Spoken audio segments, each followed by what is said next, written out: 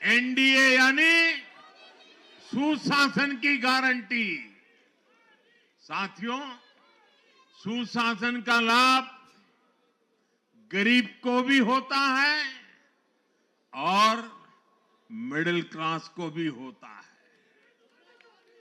इस बार दिल्ली में गरीब, झुग्गी में रहने वाले मेरे भाई बहन, हमारे मिडिल क्लास ने भाजपा को जबरदस्त समर्थन दिया है। चाहे कोई भी प्रोफेशन हो, हर वर्ग के बहुत सारे प्रोफेशनल्स हमारी पार्टी में काम कर रहे हैं और इसका सबसे बड़ा कारण यह है कि हमारी पार्टी ने हमेशा मिडिल क्लास को अपनी प्राथमिकता पर रखा है। यही दिल्ली में हमने सबसे पहले मेट्रो का काम शुरू किया। हमने अन्य शहरों में एयरपोर्ट, मेट्रो और अर्बन डेवलपमेंट के प्रोजेक्ट पर काम किया। हमारी योजनाओं में बहुत ज्यादा फायदा मिडिल क्लास को मिलता है। स्टार्टअप इंडिया जैसे अभियानों के कारण छोटे शहरों के लोग अपने सपनों को पूरा कर रहे हैं।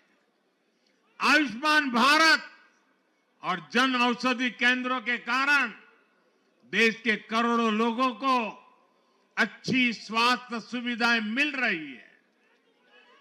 साथियों, देश की नारी शक्ति का आशीर्वाद हमारा सबसे बड़ा रक्षा कवच है।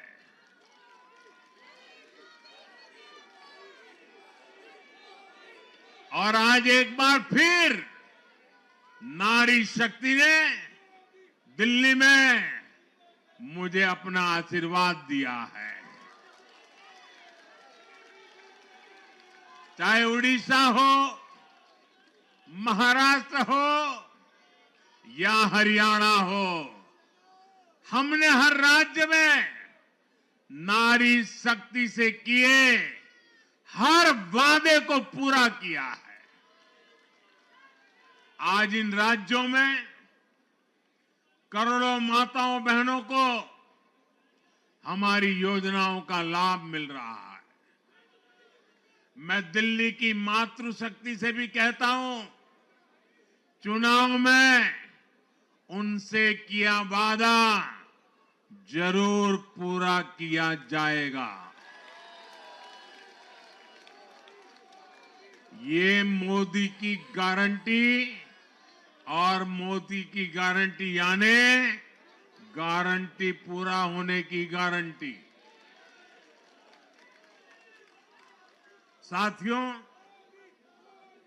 टूटती सड़कें, कूड़े के ढेर, सीवर ओवरफ्लो और प्रदूषित हवा, दिल्ली की जनता इन सब समस्याओं से त्रस्त रही है। अब यहां बनने वाली भाजपा सरकार दिल्ली को विकास की ऊर्जा के साथ एक आधुनिक शहर बनाएगी। साथियों, पहली बार दिल्ली एनसीआर के हर प्रदेश में बीजेपी का शासन आया है।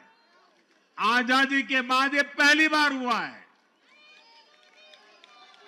राजस्थान में, यूपी में, हरियाणा में, ऐसे पड़ोस के हर राज्य में भाजपा की सरकारें हैं। ये बहुत ही सुखद संयोग है।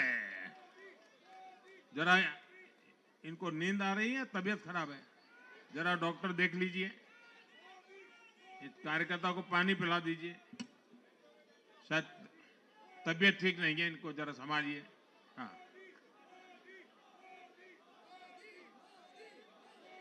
नहीं वो थोड़े अनईजी लग रहे हैं। हाँ, पानी पिलाइए।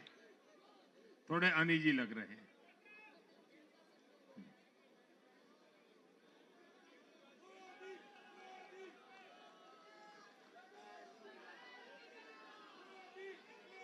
साथियों, इन सभी क्षेत्रों में आजादी के बाद पहली बार एक साथ भाजपा की सरकारें हैं।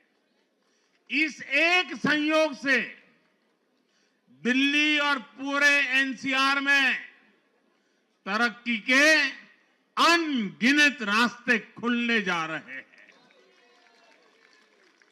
हमारी कोशिश होगी कि आने वाले समय में इस पूरे क्षेत्र में मोबिलिटी और इंफ्रास्ट्रक्चर पर ढेर सारा काम हो और इस क्षेत्र के नौजवानों को भी तरक्की के नए नए अवसर मिले। साथियों, हम देख रहे हैं आज देश तेजी से शहरीकरण की ओर बढ़ रहा है। पहले के समय की सरकारों ने शहरीकरण को बोझ माना, इसे चुनौती समझा। उन लोगों ने शहरों को सिर्फ पर्सनल वेल्थ कमाने का जरिया बना दिया। लेकिन मेरा मानना है अर्बनाइजेशन एक अपॉर्चुनिटी है।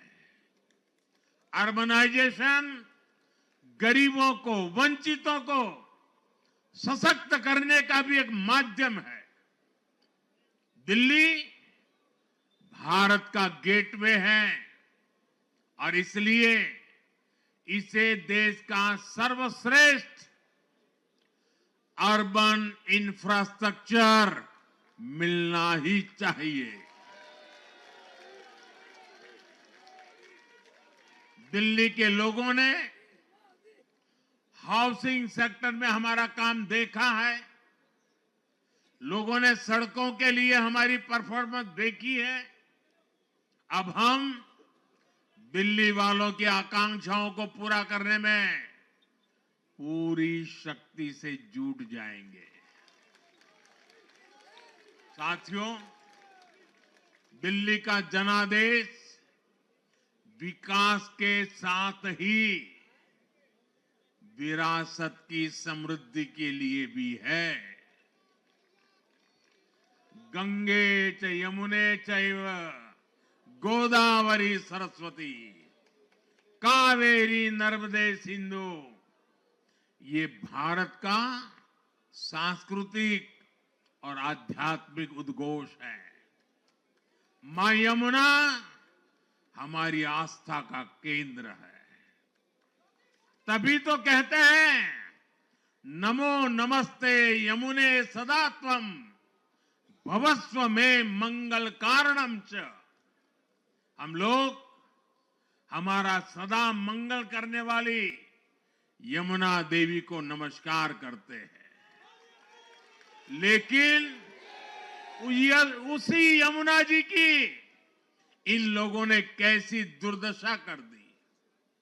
दिल्ली का तो अस्तित्व ही मां यमुना जी की गोद में पनपा है। दिल्ली के लोग यमुना जी की इस पीड़ा को देखकर कितना आहत होते रहे हैं, लेकिन दिल्ली की आपदा ने इस आस्था का अपमान किया। दिल्ली की आपदा ने लोगों की भावनाओं को, उनकी आस्था को पैरों तले कुचल दिया। अपनी नाकामी के लिए हरियाणा के लोगों पर इतना बड़ा आरोप लगा दिया।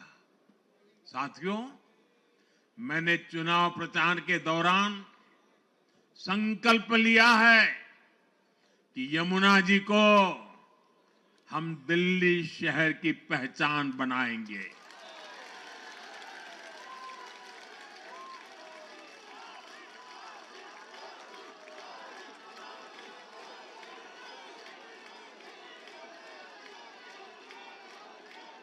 मैं जानता हूं ये काम कठिन है, मैं ये भी जानता हूं ये काम बहुत लंबे समय का है।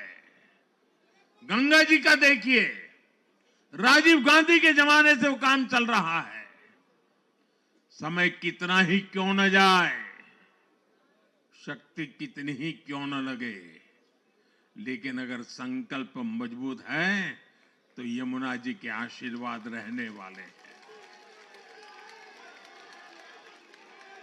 हम मां यमुना जी की सेवा के लिए हर प्रयास करेंगे, पूरे सेवा भाव से काम करेंगे।